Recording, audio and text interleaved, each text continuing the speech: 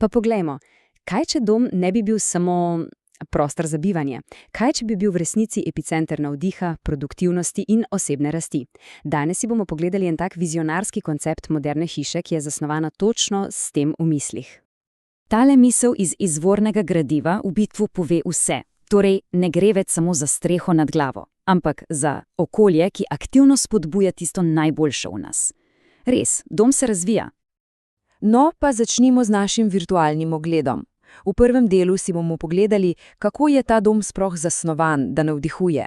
Kako lahko vsak, ampak res vsak kotiček oblikuje ustvarjalnost in dobro počutje. In seveda, vse se začne pri arhitekturni viziji. Poglejmo, kakšni so temelji za dom, ki dobesedno diha z naravo in svetlobo. To je tisto, kar postavi osnovo za čisto vse, kar sledi. In kar je tukaj res fascinantno, je vpliv arhitekturnih velikanov, kot sta Mies van der Rohe in pa Tadao Ando. In kaj to pomeni v praksi? Ja, čiste linije, odprti prostori, ogromne steklene površine, materiali kot so beton, steklo in les, pa niso samo gradbeni elementi, ampak ustvarjajo tisti pristen občutek povezanosti z naravo. In pika na i, modularne stene. Te omogočajo, da se prostor prilagaja prebivalcem in ne obratno.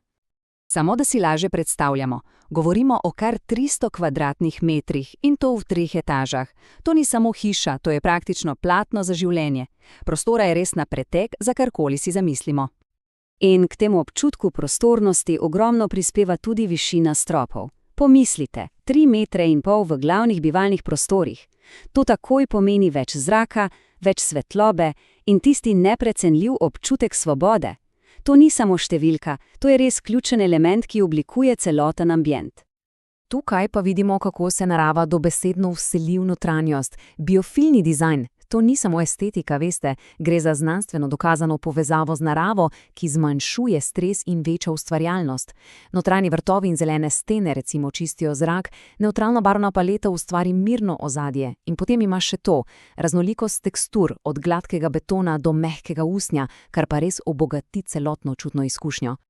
Dobro, poglejmo zdaj, kako se vsa ta filozofija prevede v prakso.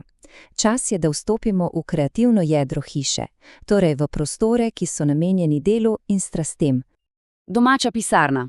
No, tukaj to ni samo neka soba z mizo in stolom. Daleč od tega.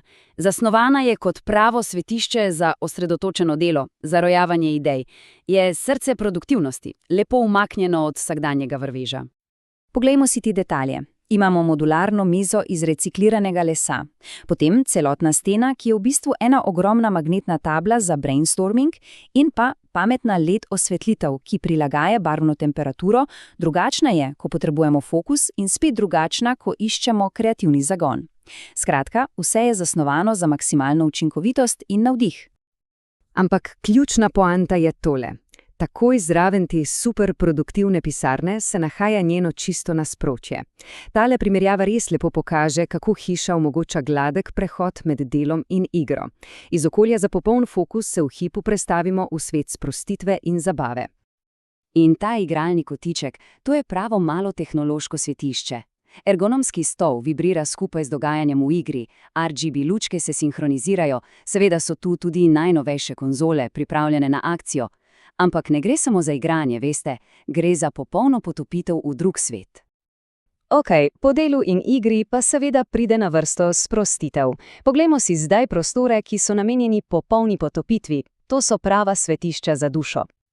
Domači kino tu v tej hiši ni kar en velik zaslon v dnevni sobi. Sploh ne. Gre za intimen, akustično popolnoma obdelan prostor, ki ponuja tisto pristno kinematografsko izkušnjo, narejeno za popolno uživanje v filme. In kaj to pomeni v praksi? No, govorimo o 4K projektorju, o zvoku, ki prihaja iz zvočnikov skritih v stenah in stropu za res tisto pravo prostorsko izkušnjo. In seveda, ambientalna osvetlitev, ki se prilagaja dogajanju na platnu. To je kino, ki je narejen po meri. Ampak ta hiša skriva še eno, res povsem edinstveno obliko sprostitve in navdiha. Vprašanje pa je, kako bi lahko dom odprl neposreden pogled proti zvezdam? Odgovor?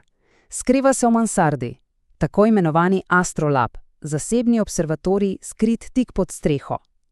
To je, če mene vprašate, vrhunec te hiše, prostor, kjer se znanost sreča s poezijo nočnega neba. In ne, to ni samo neka soba z oknom na strehi. Samo predstavljajte si, teleskopska kupola, ki se odpre in razkrije celotno nebo. Notranjost je v mat črni barvi, da ni nobenega odseva svetlobe.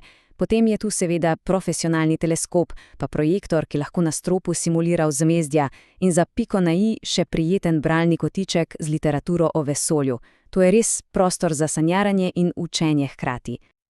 Seveda, da vsi ti navdihujoči prostori sploh lahko delujejo, potrebujejo pametne in trajnostne temelje. Poglejmo si torej še tehnologijo v ozadju, tisto, kar omogoča, da ta dom resnično zaživi. Tale tabela lepo povzema 4 ključne stebre, ki podpirajo celotno vizijo. Prvič, trajnost. To ni nek dodatek, ampak osnova. Hiša ima lastno energijo in vodo. Drugič, pametni dom, kjer pametne rešitve skrbijo za udobje kar v ozadju. Tretjič, wellness, ki je integriran v vsakdan z namenskimi prostori. In končno, umetnost. Ta ni samo dekoracija, ampak je duša hiše, ki res prežema vsak kotiček. In ko tako zaključujemo ta naš ogled, postane jasno, da tole ni samo zgradba. Vse to nas pripelje do osrednje filozofije, do ideje o domu kot živem organizmu. In to je ta končni koncept. Dom kot živi organizem. Kaj to pomeni?